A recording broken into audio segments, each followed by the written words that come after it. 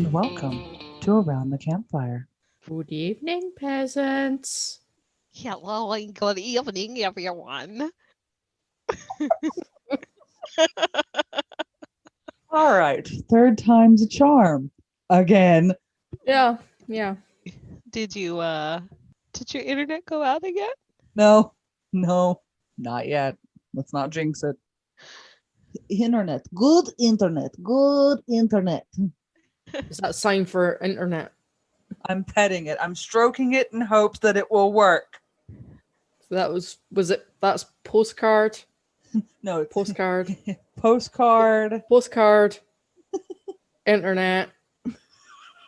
This is gonna really suck considering no one can see us, Nicola. Oh yeah. So what I'm basically doing is doing hand motions. Yeah, not that one specific hand motion that makes you look like you're using a salt shaker the wrong way around, but it's Salt shaker. I love salt. funny story actually. Oh God. Funny story. This takes me back to when I was in school. It would be high school, obviously. But my friends got me with an absolute doozy. Me being me, just did not cotton on to what the joke was until it happened. But my friends told me that if you pretend you've got a salt shaker and pretending to basically sprinkle salt on your tongue, apparently you taste salt. So I started doing this really obscene hand gesture, which is very obvious if y'all get my drift. And it takes me a couple of seconds to figure out why everybody's pissing themselves laughing. And I remember specifically saying something like, I don't taste salt, or something really, really naive and innocent. Me going, I don't taste anything. It's like, you're not trying hard enough. Try harder. And so I did, and then I'm like, wait a minute. It looks like I'm wanking something off. We had a similar one, except it was brush your teeth with the invisible toothbrush. Yeah. Yeah, the whole hand gesture thing. Yeah, I realized that this is a lot of audio, so Sorry. yeah, it was the postcard. It's basically invisible hand gestures in the shape of a rectangle, and the sign for internet is, well, basically you kind of look like a cat scratching a pair of curtains or something. I stroking the internet, hoping that it will appease the internet gods. Put it this way: if I was on an open mic night, I would have things thrown at me to get off. There's a joke there. I'm just gonna let that one go. Is there? They're throwing things at you to get off. Oh, okay. I think I might know, but at the same Oh my time, God. slow. It'll hit her about mid-episode and she'll go, oh! No, it'll take about 2 weeks later, and then it's like, that's what she meant. Yeah. There it is. Yeah. There's that salt shaker again. Oh, goodness. Okay, so technically, we already did this part once, but my internet decided it wanted to shit the bed. So, yeah. I was like, hey, how's it going? I see you're doing a thing and it looks important. Sure would be a shame if I shut off. It would be quite a shame if I were to stop working suddenly while you were recording. Oh no. I saw something on Facebook the other day that was like, on this day, like 19 years ago or something, my mom got a phone call with it, like my mom got a phone call when I had 96% of a download done that I've been waiting for like something like days to finish, and someone responded, "Why did it take so long?" It's like, I remember those days. Like, our internet and our telephone line were on the same thing for dial-up. Mm-hmm. Yeah. And everyone, I mean, whenever someone complains about their internet speed, like, oh, it's so slow, I can't download stuff in like 30 minutes. I'm just like, dude, we took like 3 or 4 days, sometimes a little bit longer for stuff to download if it was a really big file. Especially if you lived like in the country, you're Mhm. not getting that for at least a month. So you better, hope nobody calls because It just makes me wonder how like the generation below mine would handle the fact that dial up was a thing. It was like, going, yeah, dial up. You couldn't use internet and your phone at the same time. yeah. There was little to no social media. If anything, there was MSN. That takes me back.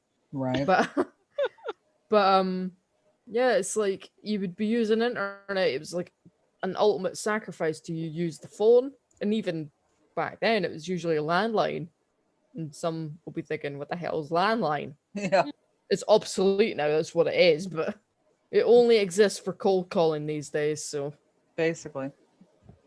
The funny thing is, it's actually why that is the reason why we ended up getting rid of our home line, because we kept it for a very, very long time, just because like we'd had the same number since I was a kid, and like maybe even before that, I don't know. So like my mom just didn't want to part with it. But it was when all the political calls started, and it was nonstop from like 7 a.m. until like 7 p.m., just constant political calls. And that's what made my mom finally shut off our home phone. Yeah. I didn't realize that was a thing. I don't know if that's a thing in the UK. I don't think it is. I mean, I've never had a phone call saying, "Do you vote for the Labour Party?" It's like, no, I don't for the Labour Party. So Yeah, now we get text messages, and that really annoyed me. But it's like it's like it's almost fun in a way, because there is technically a person on the other end of that line. They're sending a mass like text message sort of thing. Yeah. mhm. So I got one from one of the Republican senators, Bill Cassidy, and it was like, I helped push whatever her name is, the Supreme Court lady. Her name just completely out of my brain. I'm one of the ones that helped push her into power. And I went, well, that's a guaranteed way to make sure I don't fucking vote for you. Yeah, yesterday I got a lady that was going door to door for one of the Republican candidates here where I live, in the state that I live. And she's like, "Do they have your support?" And I was like, no. And I just kind of was starting to close the door. She's like, "Oh, thank you." I was just like, "Yeah, okay." And I closed the door.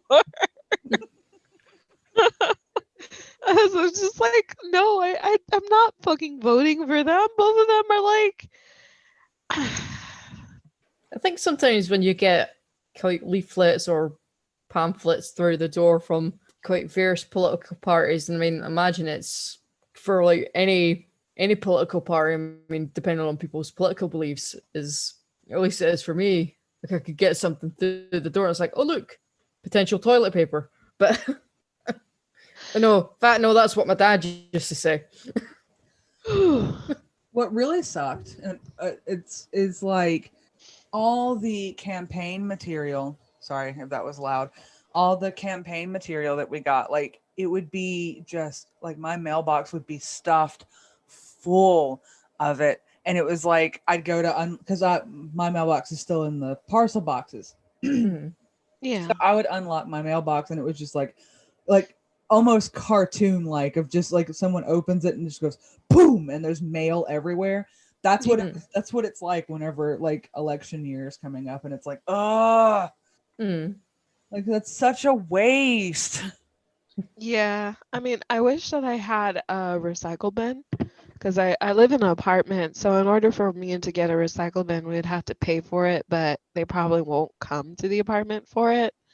But I wish that I did so I can like put all of the stuff that I'm not going to be using, the political like stuff and all of that in there. So then it just gets recycled because I'm just like, look, all I'm doing is just gonna throw you guys away. So Mm. Basically, and it's so frustrating. But I'm pretty sure that every single person, ourselves included, is tired of hearing about anything dealing with the election. We finally got results coming through, so Yeah. yay! We're finally in the process of transitioning. So hey, hopefully. yeah, so like I said, I'm pretty sure that every single one of us and our listeners are sick and tired of hearing about politics and the election and everything. Like it's to the point that at work, because where I work, we have to keep the TV on, and it's usually on like CNN or Fox. And if it's on Fox, then it immediately gets changed back to CNN. You said TV, but my ears picked up TB. We keep the TB on. It's like, wait, what? We keep the TV on. We keep the TV on just in case there's some unruly and unsavory characters. We're gonna pull a Thomas down on him. But anyway, yeah, it's gotten to the point now that because we have to keep the TV on the news every day while I'm at work, I've actually been excited that they're talking about football now, and it's like, oh, finally. Yeah, because is it not normally like football season as Thanksgiving comes around? Yep. That's I know, like one of our traditions, I guess this kind of leads into what we were like our plans to talk about. But one of our Thanksgiving traditions is the Bayou Classic. So we would have the Battle of the Bands between Grambling State University and Southern University, which are the two most popular historical Black colleges. And they would prep all year long. Like no one gave a shit about the football game. Everyone would watch it just for the Battle of the Bands. And so I don't even know if they're doing that. I don't even know if they're doing that this year. Yeah, I don't know. There's a lot of stuff that might be on hold just a little, but then again, given the way that a lot of things are going, there's a chance that somebody would be like, you know what? Fuck it. Let's risk it. Basically, yeah, because as far as football goes, the week of Thanksgiving is usually like rivalry week. Yeah. So like all the big rivalries like the Saints and the Dallas Cowboys and all this stuff would get together, and then you'd see like within different college football like Southern and Grambling. It like I don't like football. I don't really like a lot of sports. Sorry, Yeah. Mick. But yeah, when it comes to like rivalry week, which is shockingly difficult to say, I've just discovered. I don't know. I get kind of hyped. I do. I genuinely get a little hyped in the middle of that. I mean, who was it that won the Super Bowl last year? Not that I care too much because it's sport. I'm not a sporty person. I've never been sporty. Oh goodness. I tried playing netball at primary school, but then as soon as I started to transition into high school, I realized that yeah, maybe for these like hoop games you need to be bigger than Snoopy. But yeah, I'm 5'1", so and the goal shoot was always at least 7 foot taller than me. Yeah, because my gym teacher thought it was hilarious to put me as the goalkeep. So, thanks, Miss Fraser. Thank you. Yeah, I'm not really much in the sports, which is funny because I used to do it. So it's like I used to play soccer. I used to do swimming. Like I was on the swim team. I did softball, and I don't know if horseback riding is considered a sport, but yeah, it's sort of just like I don't really care too much for them. So when sports comes on, I just completely like tune out. but my partner is very much like he likes to watch football, but he's not fanatical about it. So Mm, it's one of those things where he's just kind of like he'll watch for certain teams, but he's like mm. completely given up on his one of his favorite teams, which is the Atlanta Falcons. He's just like I only watch them. He only watched them to see how much they disappoint him. Sort of like I only joined this group project just to see how much you guys will disappoint me, and then I'm gonna go home. I Yeah. mean, I remember when um, I visited Atlanta. This was back in 2006. First time I went to the States, actually. And went to Turner Field to see the Braves play against the Marlins, the Florida Marlins. And I think it was the only time that season that the Braves had won. And it was something to experience from obviously an outsider. Like you hear baseball is very American, and yeah, we're all like decked out in like our Braves regalia with the t-shirts. And there's one story that I remember my dad telling me about that. He was at the kiosk getting drinks or something, and obviously he was a Scotsman with a very distinct accent as opposed to everybody else. So stood out like a sore thumb. And he said that the guy behind the kiosk said something like, "Oh, we'll teach you all how to play baseball if you all teach us how to fight." And my dad said, "Well, what do you mean by that?" And then, no word of a joke, the guy started to quote Braveheart.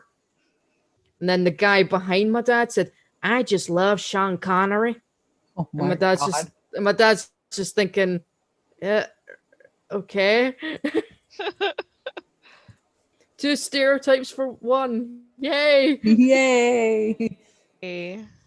See, I kind of get that feeling with the as far as like being like watching them just to be disappointed. That's been the running joke with the Saints since I was a kid, and I will never forget when the Saints actually went to the Super Bowl. We all thought it was a prank. And then um I was pregnant and I was not allowed to watch the Super Bowl because the Saints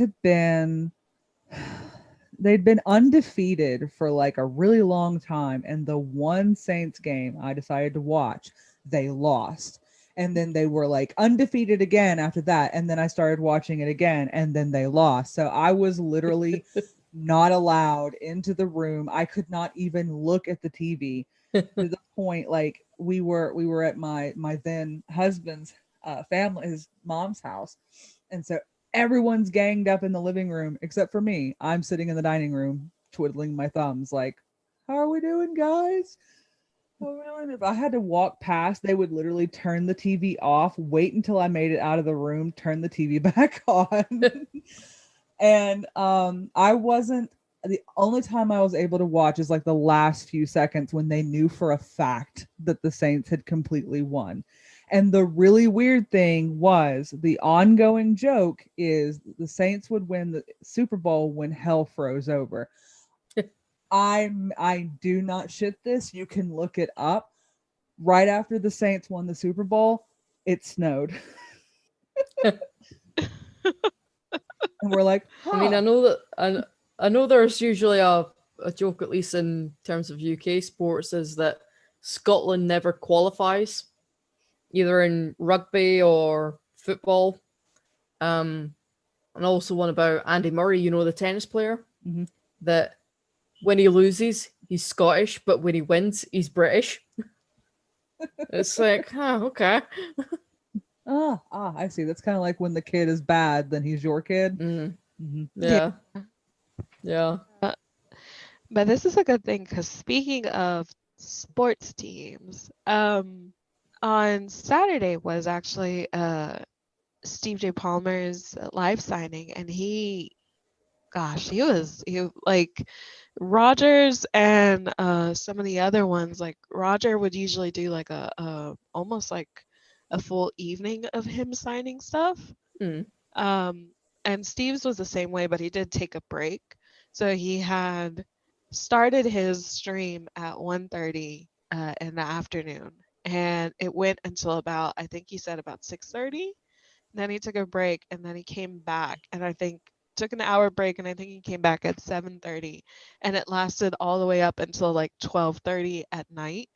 And uh but I don't think that he was really signing anything. I think most of it was just him like sitting and talking to the people that stuck around and everything like that. Hmm. But the reason why I was like speaking of football is because he was just 10 more minutes at like 10 turned in at like midnight turned into probably about 20 more minutes. And he didn't get off until 12:30, but he was trying to go to sleep because he wanted to watch like his football team get destroyed, or maybe not get destroyed, maybe hopefully win on like Sunday. But yeah, everybody who went out, like all of those prints are really cool. I didn't have any money. I really wanted to get the gun one that he had shown that had just been added to the shop, which like rad as hell. So Mhm. I wanted to get that, but I didn't have the money for it. So I was like, oh, but he said he's gonna do it again. That's Yeah. what he's Hmm. gonna do it again. Yeah, this I wasn't able to participate in this one for very long. I don't remember exactly. Oh, I remember why. It's because I was exhausted and sick. That's why.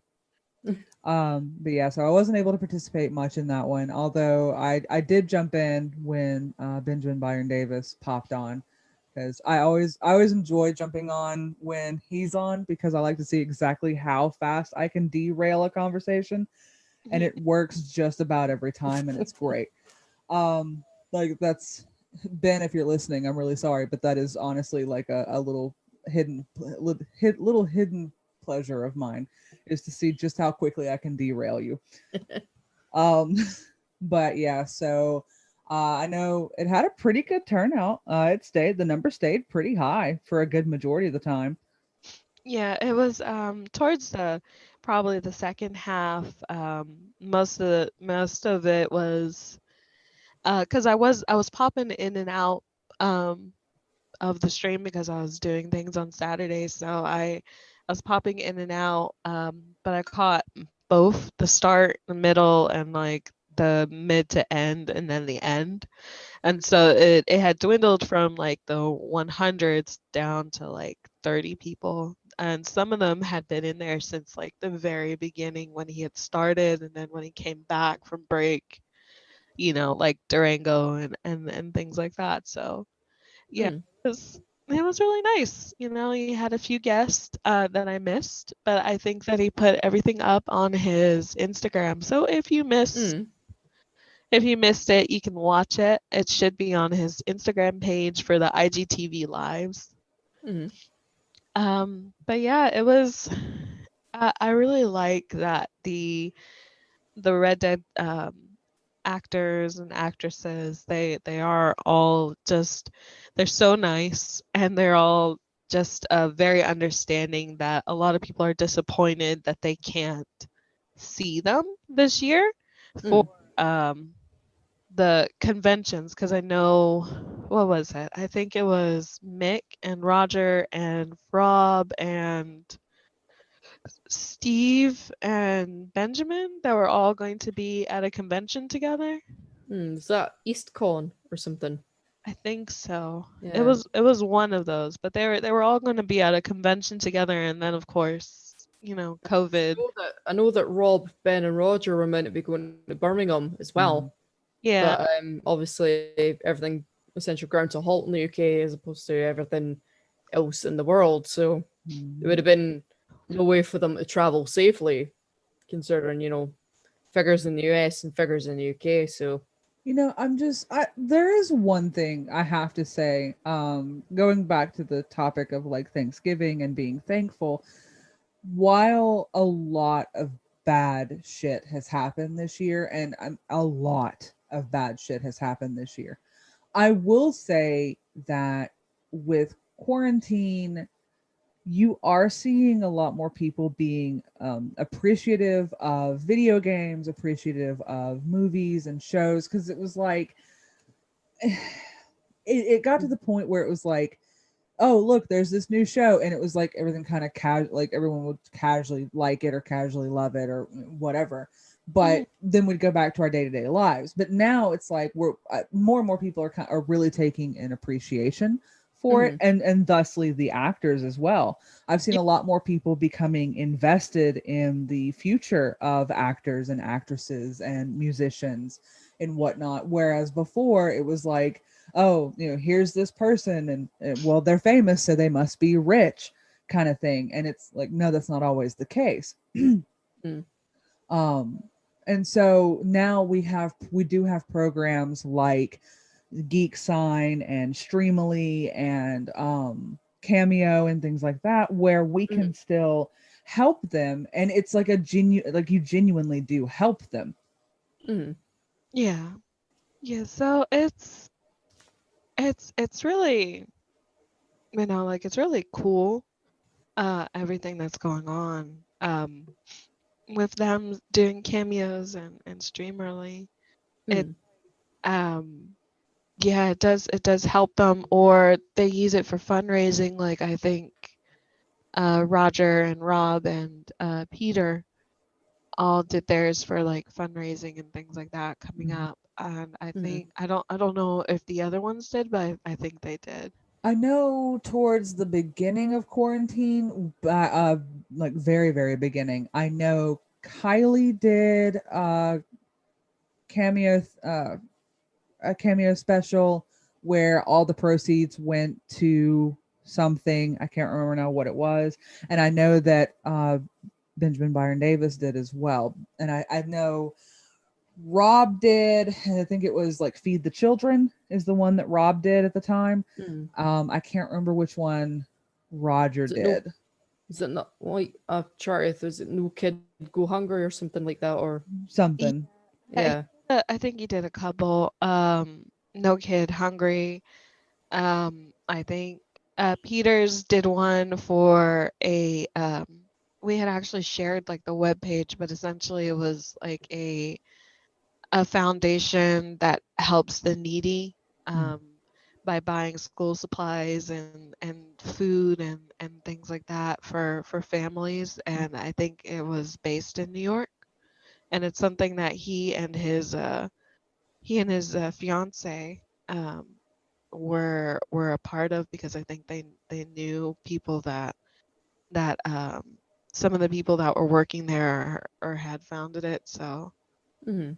But uh, yeah, I don't know. I think I'm just I'm really glad to see the appreciation come back. I Mhm. really am, because it's like now people don't just people don't just like shit on liberal arts degrees like they used to, because now it's Mhm. like, oh, wait, what were you using to entertain yourself during quarantine? Was that video Yeah. games?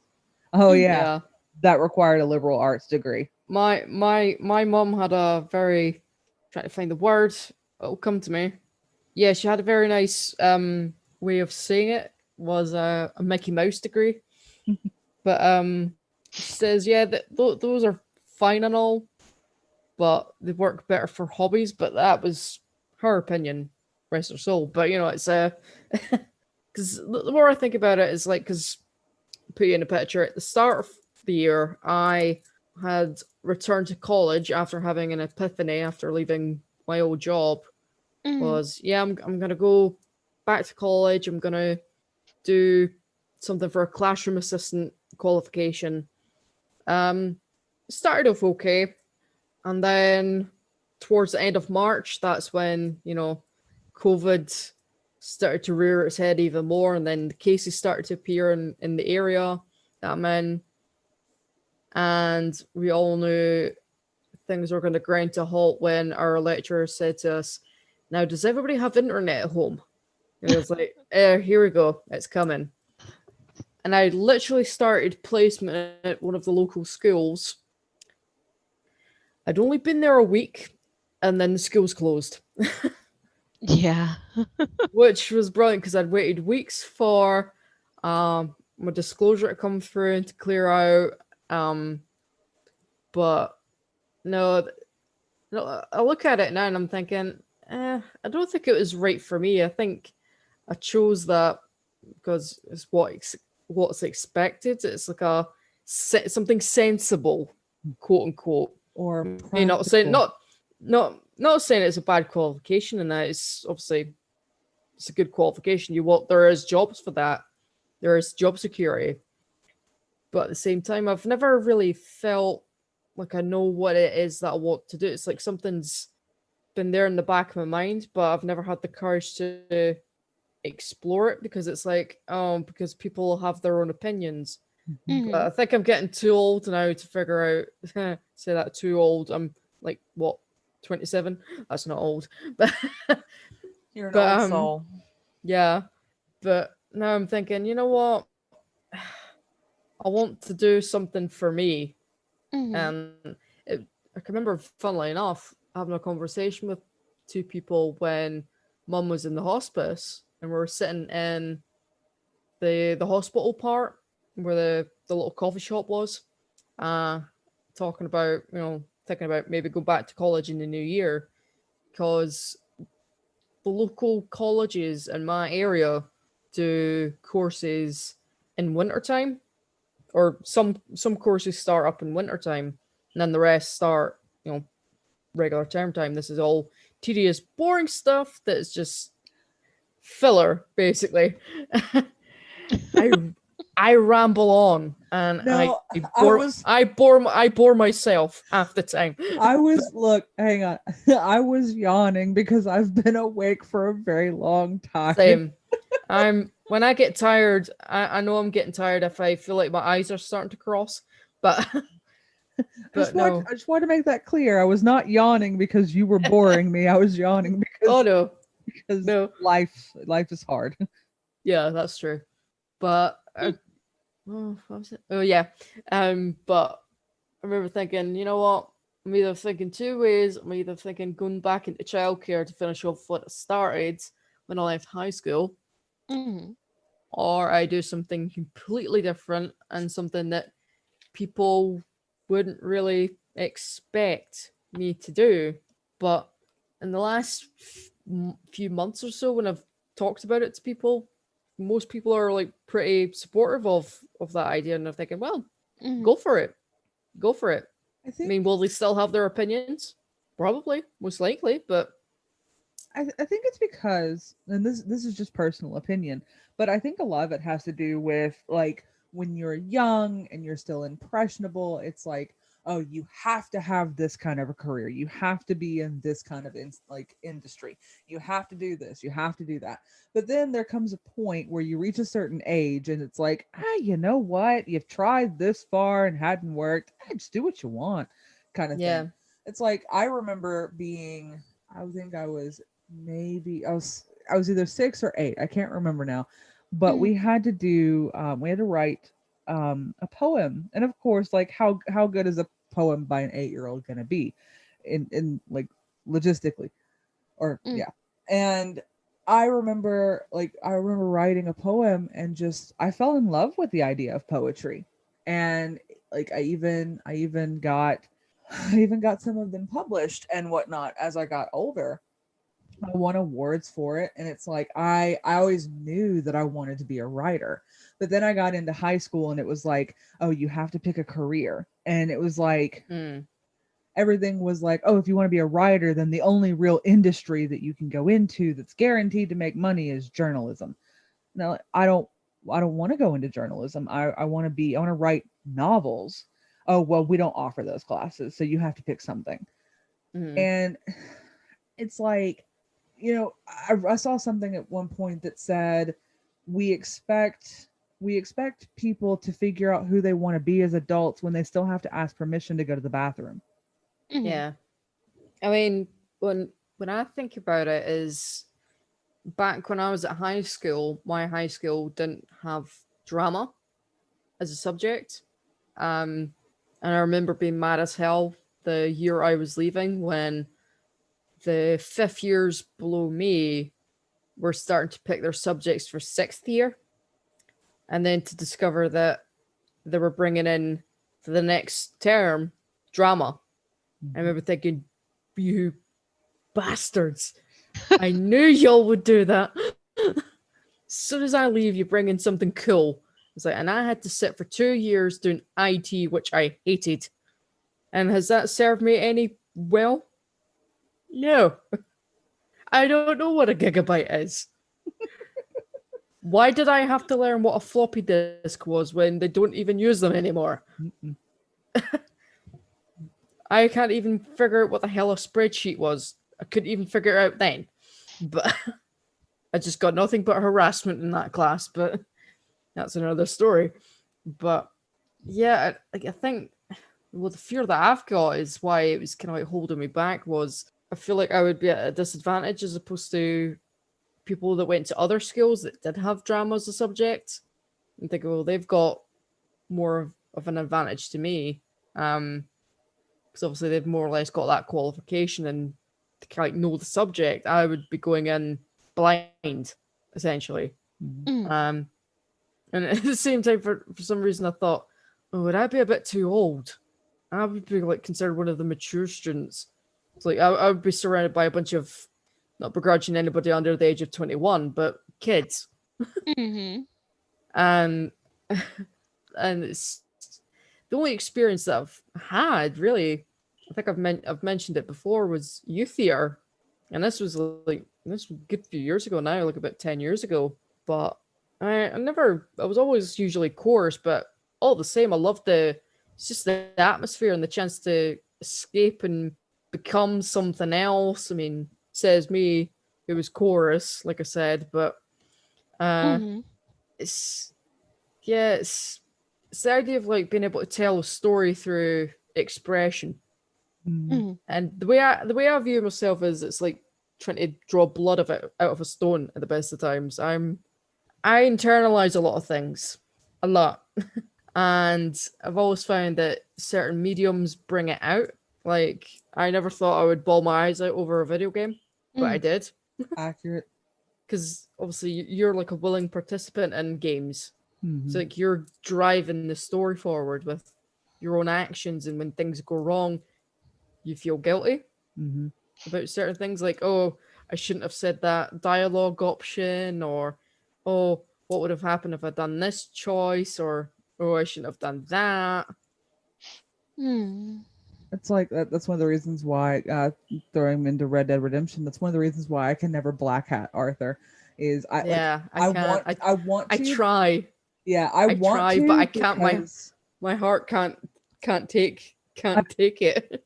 I've heard that like some of the dialogue options you get and some of like the like slight differences to the story you get makes it worth it, but it's like I go to do it and I'm like my Arthur would never do this.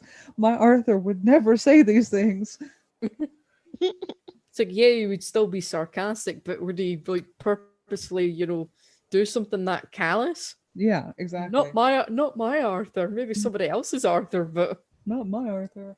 But no, I get that, and it's like my thing was I was always told that everything that I wanted to do was not practical, and so it was like, oh well, you want to be a writer? Well, that's not practical. You need to pick a real career.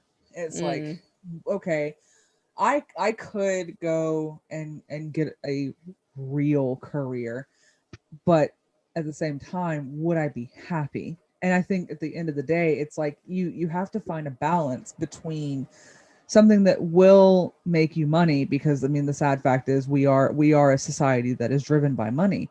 So yeah. you have to find something that will be at some point profitable, but at the same time make you happy. Or if maybe it's not happy, at least content.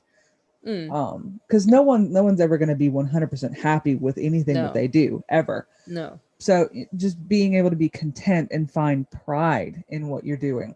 And there have been like 2 occasions, well no, I take it back, 3 occasions where I have been perfectly happy as far as like something that I was doing. And that was once I was well, a couple times where I was dancing, which sounds really funny because I am a bigger person, and bigger people are society speaking, like they're not supposed to be able to dance, but I love it. I genuinely do. And I like to think that I'm good at it. At least I used to be. Maybe not so much now. I'm out of practice, but I enjoy it. Then the other one was when I was in high school.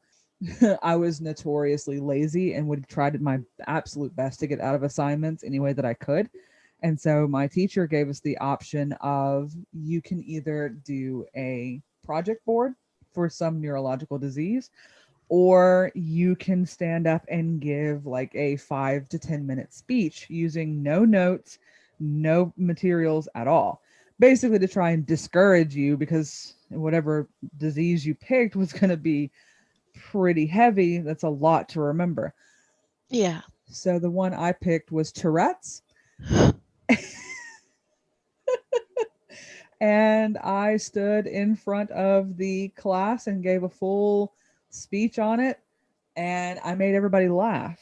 And it was like that was what I enjoyed doing. I was like, I want to make people laugh, and I want to make like it may be cutting corners like I did, but I genuinely enjoy making people laugh. And I enjoy writing. Like one of the awards that I won, or not so much award, so to speak, kind of was I we had a play, and it was called Plumes and Papyrus. It was like a tradition every year, and we would write poems or skits or something to then if you were chosen, you could read this or do this in front of the whole school. And they would bring in someone or people, students from a different school that were going to be graduating into that school. And so you would do this show like 3 times. And I wrote a poem about Harry Houdini, and it won. So I was able to do it. Now, public speaking still terrifies the absolute shit out of me, but it was awesome that something that I created did so well that they wanted me to perform it in this long tradition of this play. Yeah. So that's the 3 times is like, yeah, dancing, making people laugh, and creating. That's what makes me happy.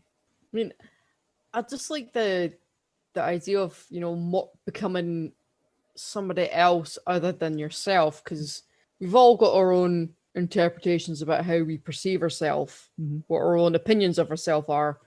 I mean, people have obviously their own opinions about myself, but the way that I see myself is this little plain Jane, boring, irritable little hobbit child. But that's that's obviously I'm not the kindest to myself at all. I never really have been. It's one thing I've never heard the end of is the word confidence. You just need more confidence. Like, I know that. Give it to me. Just show me where I can get it. Please. Can you buy that on Amazon? Can I eat it or something? But Can I get this like on sale at Costco or something like that? Can you buy that in bulk? I mean, I don't know why. Like the back of my head is, I would love to play like a baddie or something like that, because it's like so far removed from what I actually am. And I've always had a soft spot for kind of like the villain characters in Medium. Like, try to think, like Miss Hannigan and Annie, like Carol Burnett in the 1982 adaptation. She was brilliant. Like this cantankerous, drunk orphanage, like women that run this orphanage, and she's like just the nastiest bin ever. But she's funny. She's not, well, she is mean, but it's a comedic role as well. And obviously another classic one is the Wicked Witch from The Wizard of Oz. Yeah. Margaret Hamilton in that role is just brilliant. And again, going back to some of the other classics, is some of the antagonistic characters in the Laurel and Hardy universe. like Jimmy Finlayson, not Mae West, Mae Bush, Charlie Hall, and the likes. But it's like obviously like very over the top kind of villains, and obviously you got to mention like Alan Rickman in like Robin Hood, and then obviously you've got him in like Harry Potter franchise, Die Hard. Yeah, you've just got to love like campy villains. I honestly, I sat down and I made a goal for myself that I was going to write a book. I was going to write it from start to finish, and I was going to actually write it. And I did, but the character that I enjoyed writing the most is, there's technically in the book that I'm writing, is there's two bad guys that have teamed up. One of them is like your stereotypical just baddie, and then the other one is this over the top, like, picture like angsty goth teenager who has picked like the most obnoxious goth name for himself. And that's the I had so much fun writing it, to the point that like when I was going back to edit everything, I made myself laugh a lot. And I was like, I've never done that. Like, there are moments where I still hate it, and I think that's just part of being a writer, is you're never going to fully love anything that you do. But I would read along, and I would completely, like, I'd written stuff that I'd completely forgotten about, or I'd made a joke that I'd forgotten, or I'll just, like, some of the jokes just make me laugh really, really hard anyway, and going back to read them again just made it even funnier. Mm.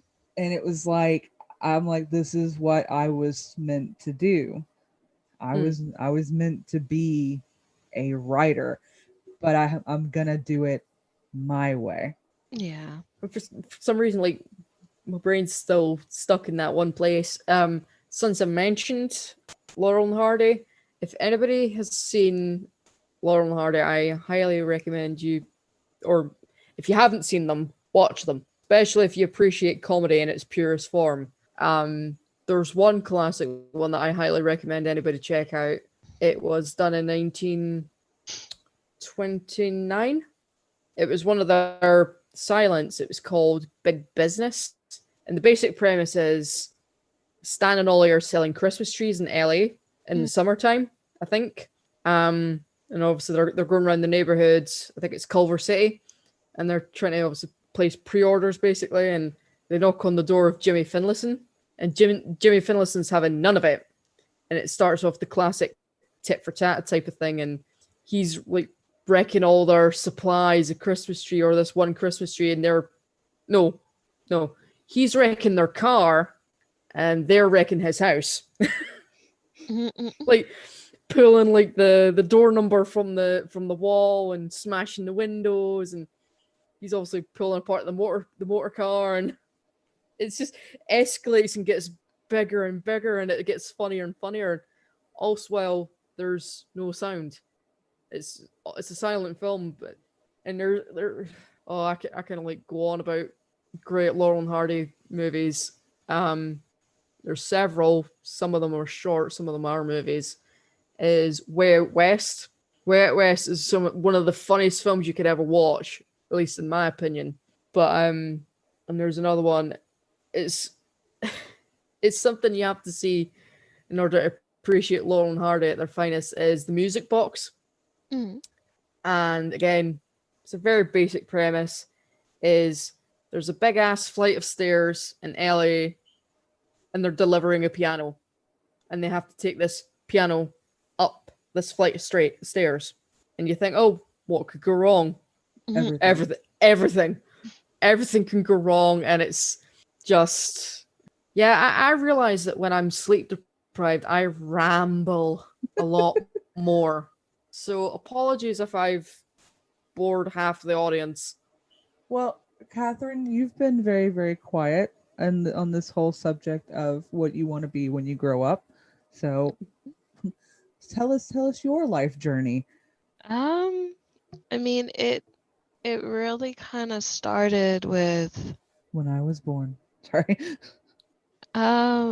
I mean, I always wanted to write and draw, and when I was a kid, I was doing both. I just sort of drew what I wanted, and just my mom would look at it and she's like, "Oh, I like that," and I'm like, "Oh, well, I like it too." But it really was sort of just me going through different little things and just um like trying to find a fit. And I found that I've always been good at drawing. I just Hmm. gotten better. And as for writing, it's something that I did off and on. So it would be um, writing like a story in a journal that I would stop because I didn't like the way that I felt that it was going, and going into starting up again when I figured that, hey, I think I have like a better way that I can do something like this.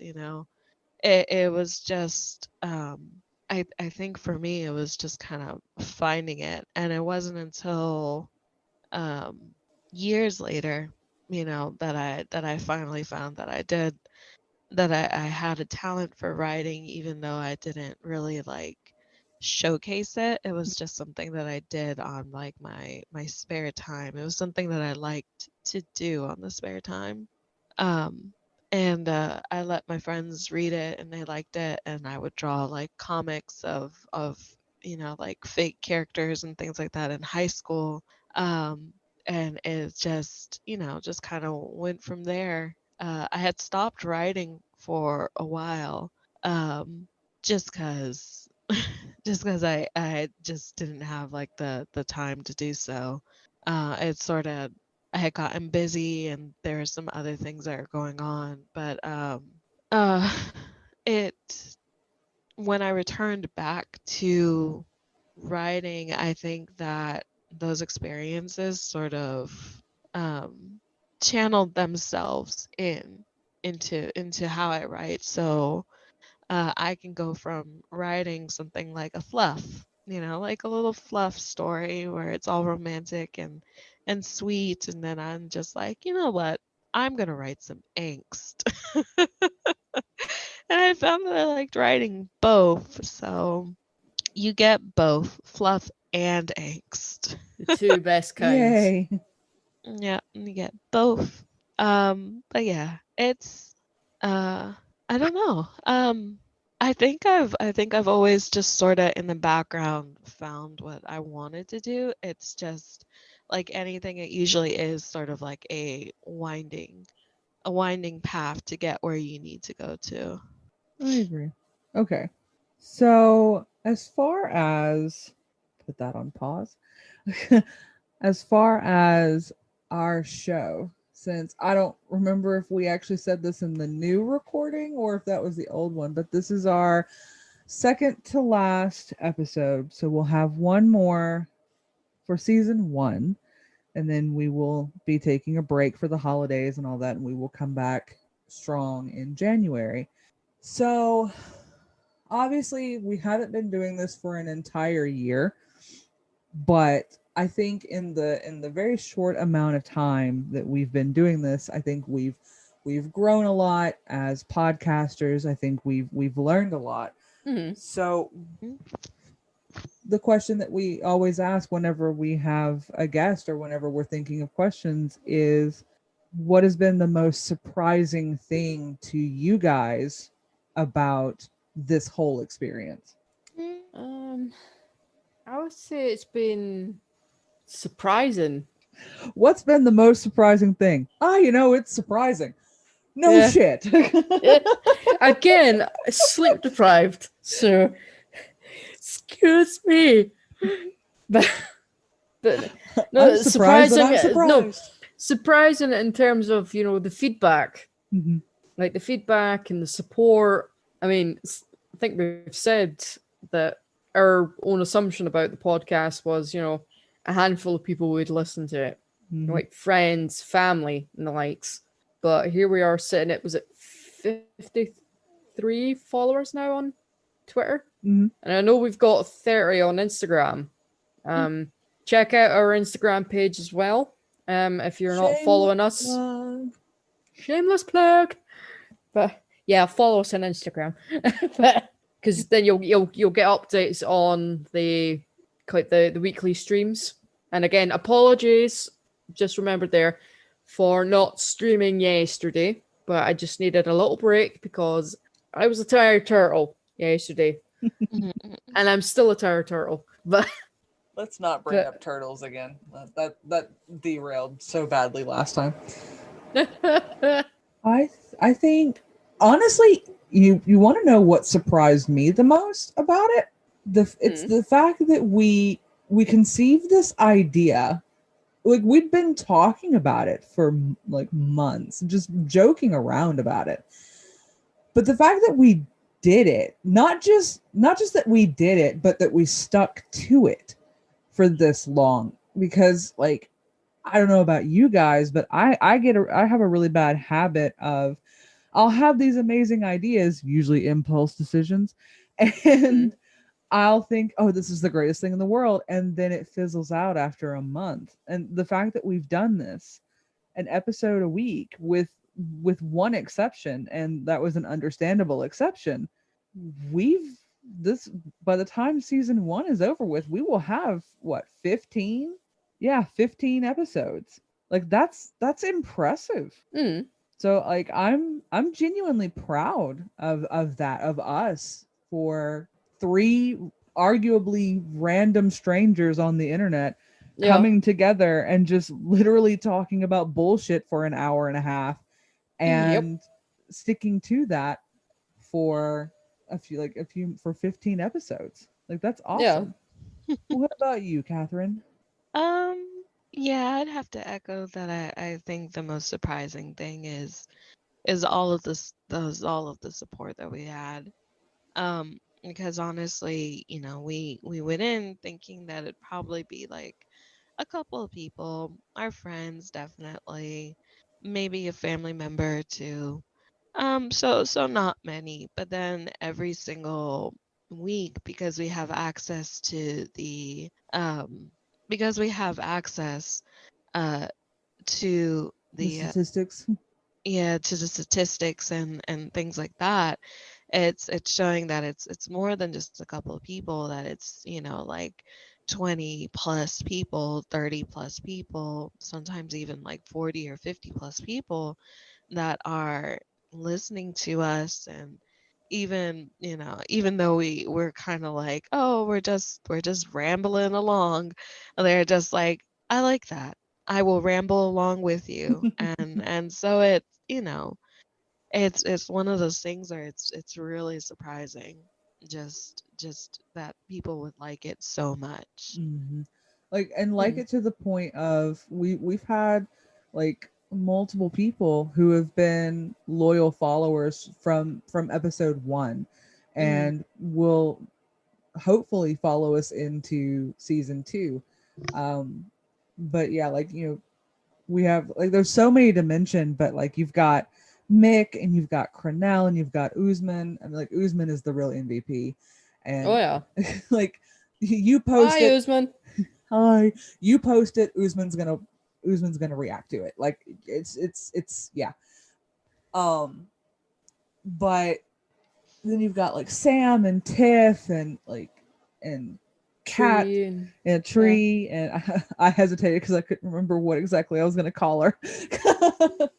But like, we have so many people that have followed and pushed and really encouraged, and if we ask questions, they participated. And then of course, I think the other mentions that we should do are the people that are behind the scenes, that are part of our group, but they don't get the mentions that they deserve, because we've thrown ideas past them to see what would work.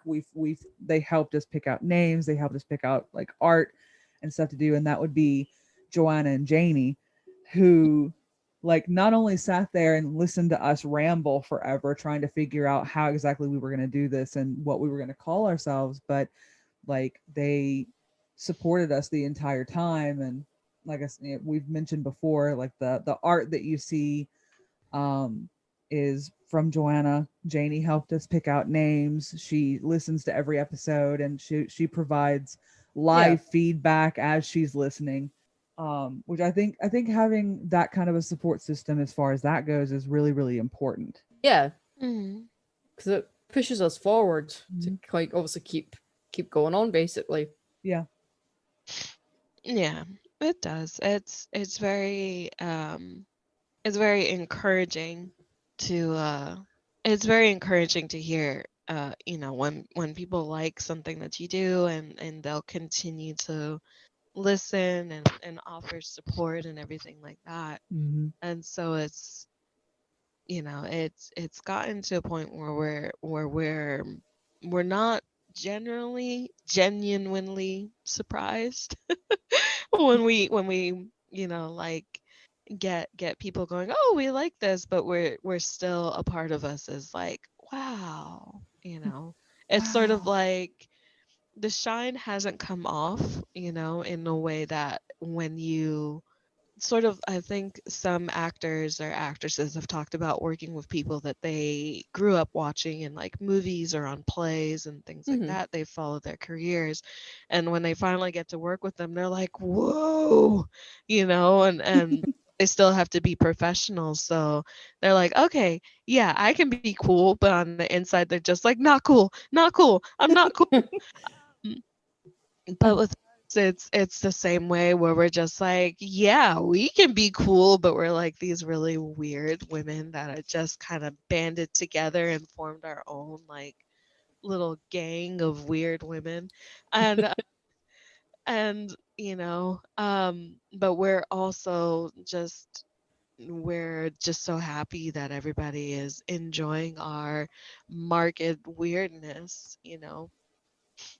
That's true. And I think we've talked about this before, but just kind of as a quick throw, when it's like when we had Mick on the show, um, like it started off as a very casual conversation and everything is really cool, but then like we started asking questions and we were starting to hear answers that we've all heard various other members of the cast give in like real interviews, not saying that ours isn't real, but you know what I mean, like at conventions and stuff like that. Hmm. And that there was a moment when we were talking to Mick and he was talking about his work with the scuba suit and the ping pong balls, where I went, holy shit, we're doing this, this is happening right now. Hmm. It was very surreal and I was like, who am I? It's like, no, really, who am I? Because I think I lost count somewhere. I don't know who I am. I don't know who I am anymore. Okay. So we just came up onto our hour mark, give or take a few minutes, because I forgot to start the timer at the very, very beginning. So I just kind of Yeah, guesstimated. I was gonna point it out, but I forgot halfway through. So Well, Mm. thankfully, one of us still has a functioning brain most of the time. But yeah. uh, so moving forward, I'm going to add just another 20 minutes onto our little clock here. Moving forward into season 2, what do you guys want to see change? What do you think, like how do you think we should go forward from here? Like should we change things? What would you like to see done better? Things like that. And I think that may actually be a pretty good question to throw out to our audience as well. Mm. I would say have more of a clear idea of what the subject's going to be for the week. Uh, I don't know really. Thinking about it. I'll have to think about it, and I'll probably give you like an answer later. Mm.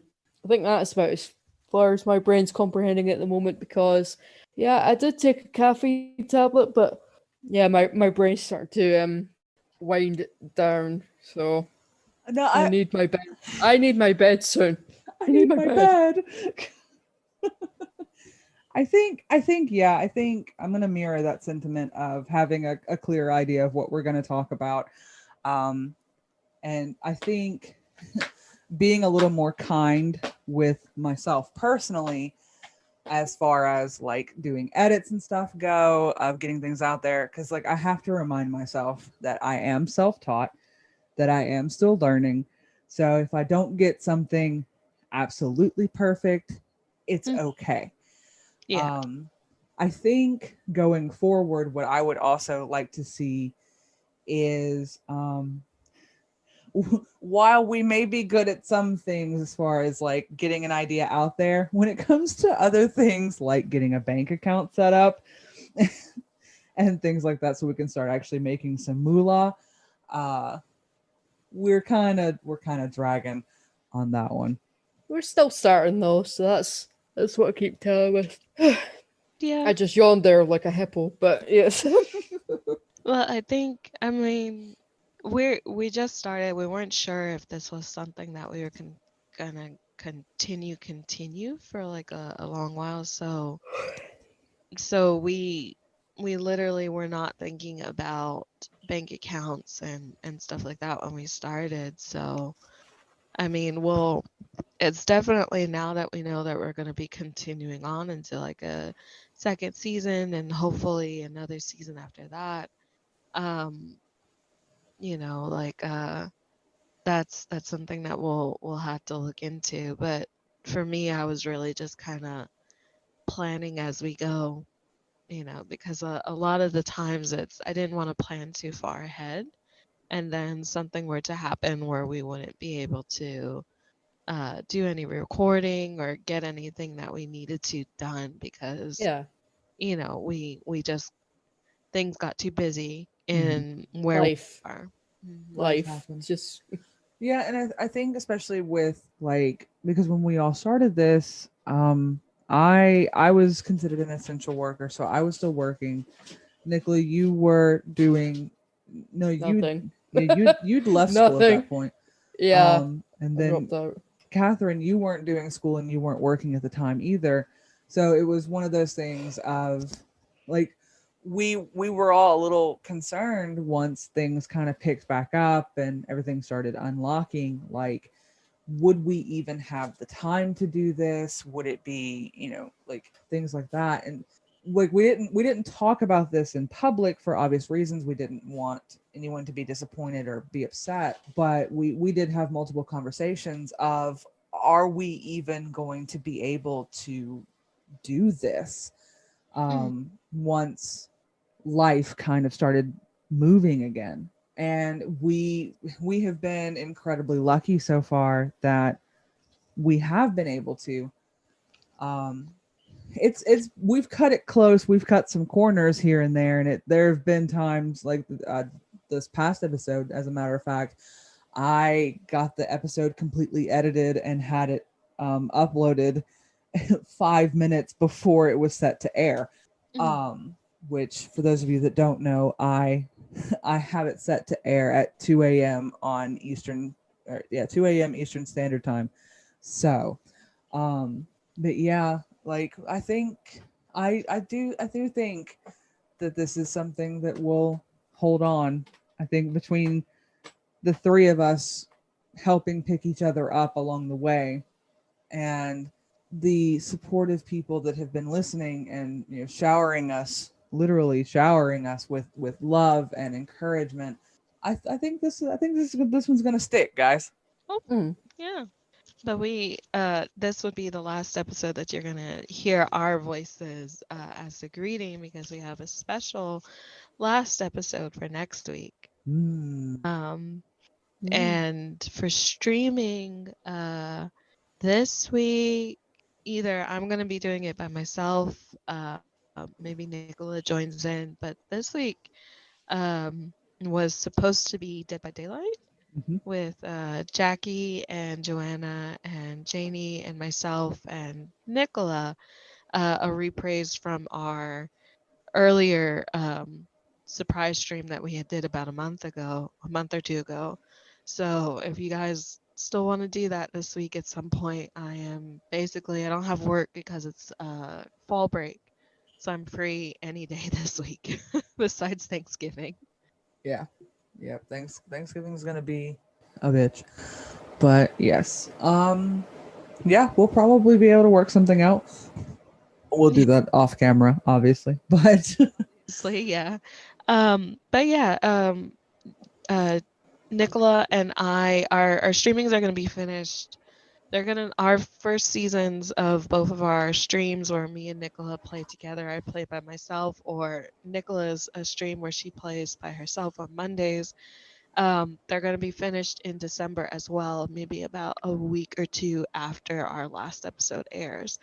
And then after that, we're taking a break, and then we're going to come back for season 2, and we're also going to come back for season 2 of our podcast. So it's going to be whenever we do, just make sure that you follow us on our Twitter and our Instagram, and we have a website, a Google site. I'll put up the link to that on our Twitter.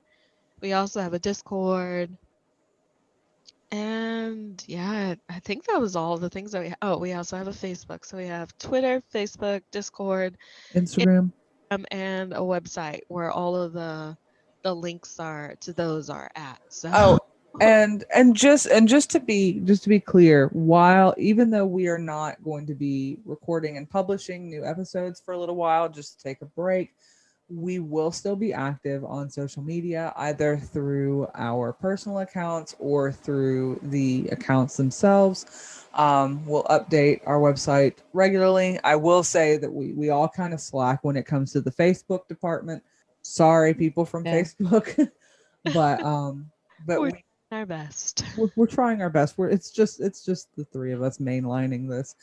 But yeah, we will still be active. We will still be interacting with people and listening to people. So the only other thing that I could see wanting to change as far as the future episodes go is the day, because we chose Thursday at random because we literally just could not wait any longer. We were so excited about our first episode, so it was like, okay, let's do it now, and it's Thursday. So that's why that's why Thursday happened. Master of chaos and whatnot. So going forward, we may end up changing the day. The time and everything will still be the same, but we may end up changing what day we release episodes on. So that being said, I would like to throw the question out to the audience of, going forward into season 2, what would you like to see from us? What do you think we could improve on? What do you think, like, what would you like to see more of, or maybe less of? Just throw in your feedback, throw in whatever. Um, Within reason. yeah, If your thing is that you want to see more guests, we'll try our best, but it really depends on the type of guest and mm-hmm. when we can get them and what their schedules look like. And just to kind of put it out there, but if your comment is not helpful at all and it's mean-spirited or offensive, it will be deleted by us. Yeah. We won't respond to it. We'll just disappear into file 0. Yeah, so those are the caveats. It has Yeah. to be something that feasibly we can do, and it can't not be anything that's offensive or Yeah. you know Because it's like we've stated before, obviously from word of mouth and through our social medias, whether it be Twitter or Facebook and Instagram, we have more or less a zero tolerance policy of that kind of attitude, Mm-hmm. because that benefits nobody, Mm-hmm. and it just causes harm, whether Mm-hmm. it's misogyny, racism, homophobia, transphobia, biphobia. Just away with that. Okay, that this is not the space for that kind of bigotry, and that type of bigotry should not exist anywhere, Agreed. really. So Mm-hmm. don't be coming into our space to spread that filth. Okay, Agreed. Mm-hmm. so yeah, so that's just the thing. But But yeah, just we'll post the question up after we record this. Probably either tomorrow or when we post our episode, we'll post up the question, what would you like to see from us in season 2? And, just we'll read it and we'll go through it, and we'll read it. We'll read your answers as always on our next episode, which would probably be a little bit of a long one, just because it's our last one. And so yeah, And special things. yeah, there's a special surprise for you guys. But yeah, we'll see. Yep. Um, And since this episode will be premiering on Thanksgiving, for those of you out there that are celebrating in the U.S., happy Thanksgiving. We hope you enjoy your day. For those of you that are outside of the U.S., happy Thursday. And then one more aside, and I didn't speak to Catherine or Nicola about this, but holidays are hard this year, especially hard for everybody. Between just personal losses, all the stuff with COVID happening and everything. And it is a well-known statistic that around this time during any kind of holidays, especially around Christmas, you will start seeing the numbers of suicides going up. So this is the time that I would like to take to remind you that there is help. There are different crisis lines that you can text, that you can call. If you feel like this doesn't apply to you, like you don't feel like you need these, reach out to people, talk to people, make sure that people are okay, and let's get through this. Yeah. It's I mean it's we'll post something more than likely on our Twitter, just as this is like phone lines. I think I shared something that was like that. I know that the Red Dead cast was also sharing suicide hotlines for the US and for the UK. And so I think there are specific numbers for each. But we'll try to look into it and we'll write something for that. But other than that, this is it.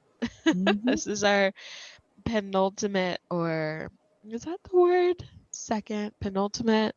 Yeah, I penultimate. think so. Yeah. This is our penultimate episode, and next week is our ultimate episode, and then we take break, and we'll see you guys back in like January. And you can always reach out to us and whatever. We'll still be here. We'll knock the dust off in January. Yeah, we'll knock the dust off and we'll be like, yo, what's up? What's up? Coming in late with Starbucks and like a Danish. I'm just going, hey, what did I miss? I'm late.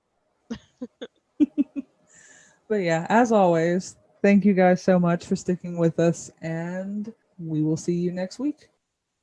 Thank you for joining us around the campfire. We'd like to thank Brett Van Donsel for providing the music, and you can find more of him on his website at brettvanDonselmusic.com. You can find us on Twitter at CameoGang1899 and on YouTube at Around the Campfire Podcast. This is Catherine, riding off, and we'll see you around, cowpoke.